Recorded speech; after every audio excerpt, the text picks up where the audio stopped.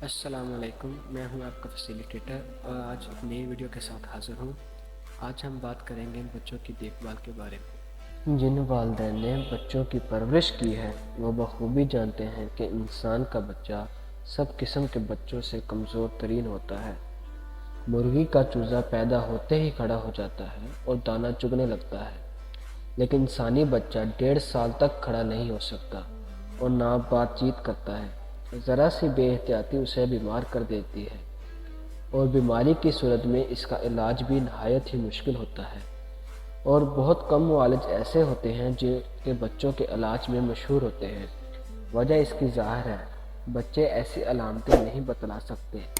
معالج کو اپنی عقل، تجربہ اور منطق سے کام لے کر بیماری کی تشخیص کرنا ہوتی ہے، اور علاج کی کامیابی کے لیے ضروری ہوتا ہے کہ تشخیص صحیح ہو۔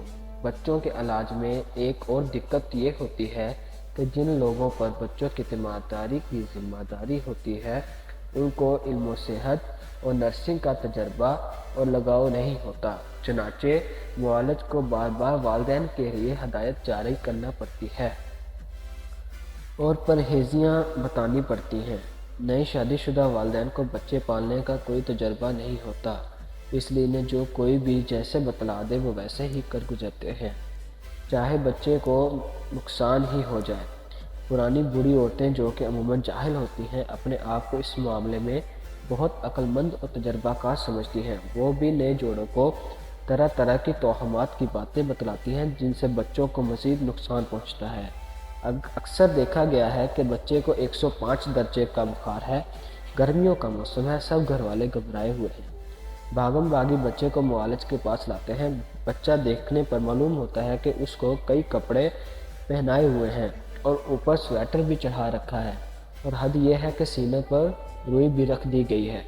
بچہ بے ہوش ہے، والدین کے پسینے چھوٹ رہے ہیں، بوڑھی عورت بھی ساتھ ہے، وہ کہے جا رہی ہے بس ٹھنڈ ہو گئی ہے، ماں نے کل لسی پی لی تھی، میں منع کرتی رہی لیکن یہ نہیں مانی، اور آج پنکھے کے نیچے لیٹی ہوئی تھی، اس لیے یہ حال ہوا ہے۔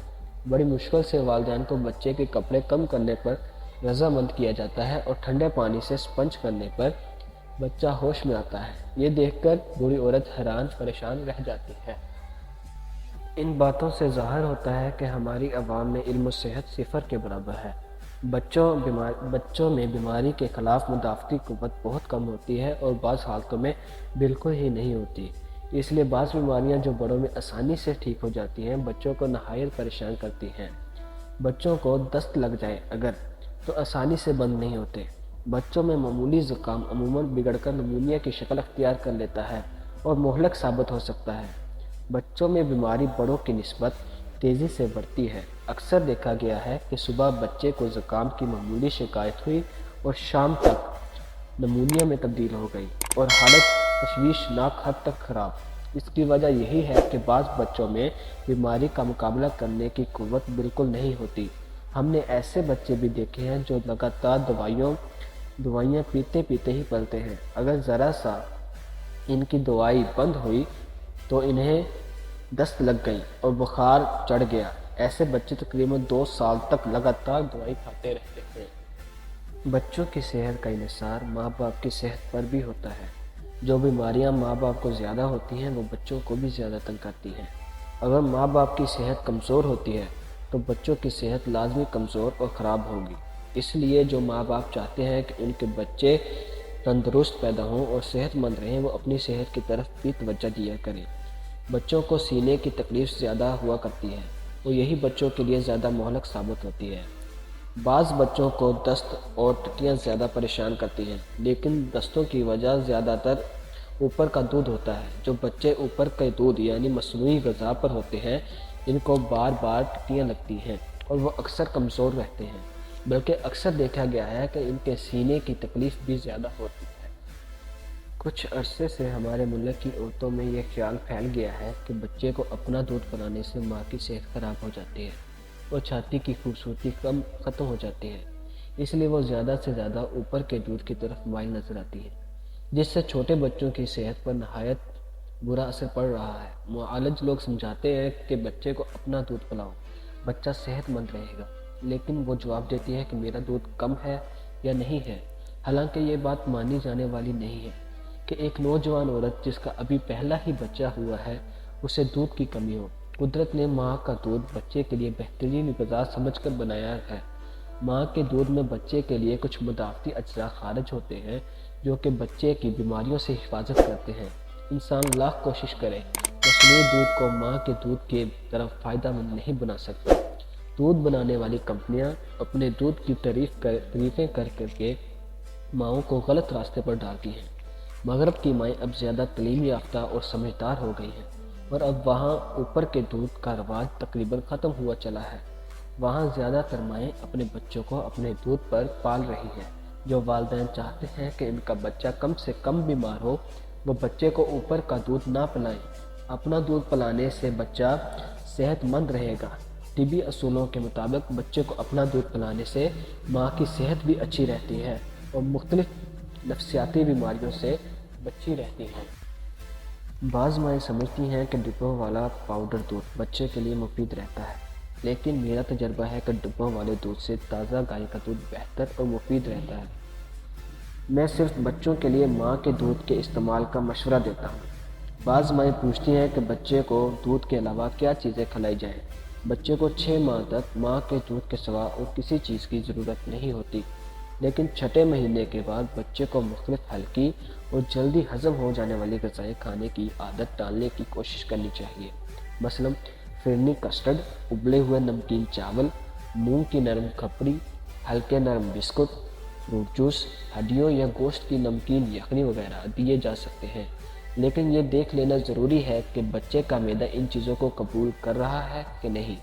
اس کے علاوہ چائے بھی چھوٹے بچے پی کر خوش ہوتے ہیں۔ ہلکا ابلا ہوا انڈا اگر نمک لگا کر بچے کو کھلایا جائے تو بچہ کھا کر خوش ہوتا ہے۔ چھوٹے بچے پیدا ہونے کے 1 ماہ بعد بستر پر سے ٹھوڈی اٹھا سکتے ہیں۔ 2 مہینے کا بچہ سینہ اوپر اٹھا سکتا ہے۔ 3 مہینے کا بچہ ماں کو پہچانتا ہے اور چیز پکڑنے کی کوشش کرتا ہے۔ 4 مہینے کا بچہ سہارے سے بیٹھ سکتا ہے۔ 5ویں مہینے کا بچہ گودی میں بیٹھ سکتا ہے اور ہاتھ میں چیزیں پکڑ کر دیکھتا ہے، اور اگر صحیح عادت ڈالی جائے تو پیشاب پخانے پر کنٹرول کرتا ہے۔ 6 مہینے بچہ اونچی کرسی پر بغیر سہارے کے بیٹھ کر چیزیں ہاتھ میں پکڑ کر کھیل سکتا ہے۔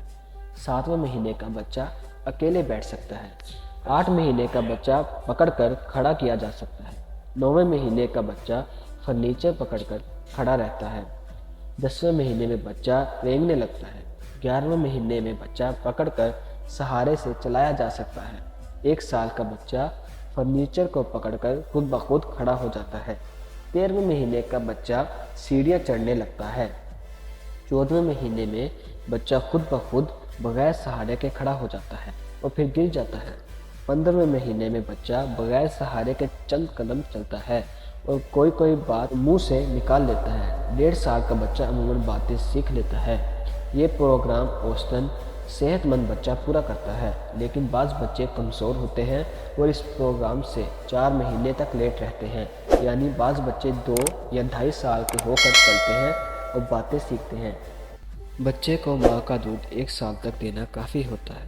اس کے بعد بڑی خوٹی سے اوپر کا دودھ لگایا جا سکتا ہے۔ بچوں کے دانت نکالنے کا پروگرام یعنی عمریں دانتوں کے باب میں بیان کی گئی ہیں، وہاں سے ملا کر قطع کریں۔ جو مائیں بچے کے اوپر کا دودھ دینا چاہتی ہیں ان کو مندرجہ ذیل پروگرام رکھنا چاہیے۔ آپ کی اسکرین پر دکھائے جانے والے پروگرام ٹیبل کے مطابق بھی آپ چل سکتے ہیں۔ 9ویں مہینے سے خالص دودھ یعنی بغیر پانی ملائے بچے کو دیا جا سکتا ہے اور اونس پانی میں 8 چائے کے چمچ آتے ہیں۔ چائے کی پیالی تقریباً 5 اونس کی ہوتی ہے۔ اس طریقے سے آپ دودھ اور پانی کی مقدار کا اندازہ لگا سکتے ہیں۔ ڈبے کا دودھ بنانے کے لیے ہر ڈبے کے اوپر ہدایت ہوتی ہے جن پر دودھ کے پاؤڈر کی مقدار، پانی کی مقدار اور عمر کے حساب درج ہوتے ہیں۔ چھوٹے بچے ہر 2 گھنٹے بعد خوراک لیتے ہیں، لیکن دوسرے مہینے کے بعد یہ وقفہ 3 گھنٹے کر دینا چاہیے۔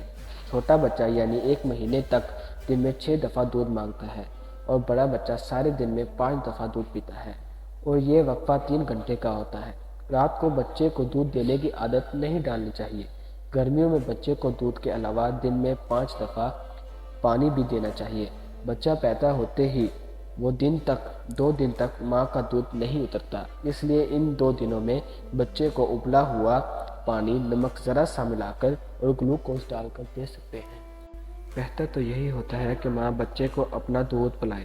اس کے بہت سارے فوائد ماں اور بچے دونوں کو حاصل ہوتے ہیں، لیکن اگر کوئی مجبوری ہو اور ماں دودھ نہ پلا سکتی ہو تو پھر بچے کی بوتل ہر فیڈ سے پہلے صابن برش سے دھونی چاہیے اور دن میں کم از کم 1 یا 2 دفعہ ضرور ابالنی چاہیے۔